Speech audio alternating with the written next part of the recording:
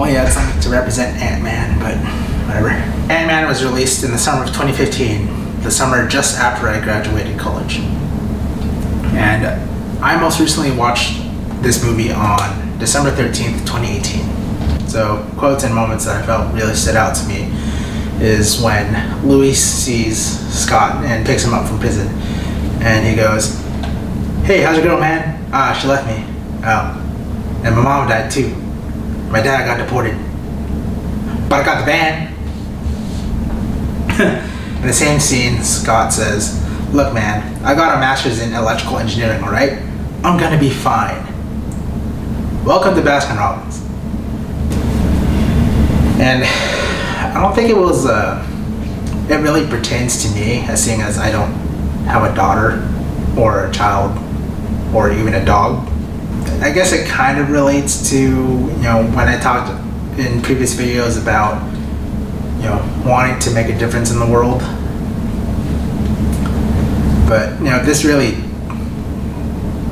pertains to, like, if you have your own family or even a pet. And it's when I think Hank says, it's not about saving our world, it's about saving theirs. Mostly pertaining to, like, Luis and Scott. They're probably the most down on their luck characters in the MCU. Like, Scott went to prison, it's on his record, so despite having a master's in electrical engineering, he has to take up a job at Baskin-Robbins. And I feel like I'm gonna have to do that soon myself. Maybe not Baskin-Robbins specifically, but anyone who goes to college, they don't expect to be working at some minimum wage job, like, after graduating. And, it's definitely a pride and ego thing that, some people have to get over and some people just can't avoid. And that's just the way my situation is starting to look. Yeah, I kind of put myself there, but, it's life. But despite them being these most down on the luck characters, and like Luis, like all these things happen to him and his family, but he still finds something positive to think about and to appreciate.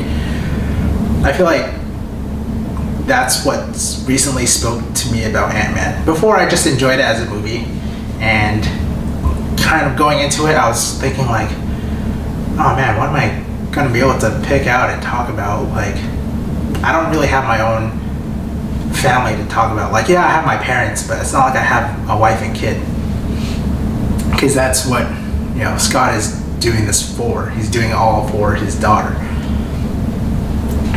And Hank's really trying to get it done so that for his daughter. But what I noticed when watching this movie is that despite their situation, financial, living, what have you, they don't have this "oh, woe is me" mentality. Something I am definitely guilty of. Anytime I got rejected from a job, I wouldn't, like, it's not like every time I got the email saying I got denied, I would like get pissed off and like start throwing shit everywhere. But I was definitely like, I just tried to brush it off as best as I could, but it was definitely there that it still stung. Honestly, I was putting out some BS excuses like, oh, it said they were looking for a mechanical engineer and I put myself as an aerospace engineer, so I got written off the algorithm. Or, I marked myself, I have a disability, so they're not gonna wanna take someone who's, gonna have an impact on the insurance, or, anything like that. So anything like that, I was like, I just found reasons to have excuses, and yeah, it's not good. It's not really a good habit to have, but it was kind of my way of just, I don't even want to call it coping, I was just complaining about it. I'll admit that. And going into 2019, I really don't want to have that kind of mentality, and I really want to have the same kind of optimism and almost ambition that these characters have, and how they, despite their living situation, they're still fighting to live every day. They're still fighting to do what they need to do. I don't know if I'll put this in the video, but part of what sparked my thinking on the movie was I saw your blog post about, it's easy to blame yourself, or it's not easy to blame yourself. It's easy to blame life. It's easy to blame your job. It's easy to blame what happened at work.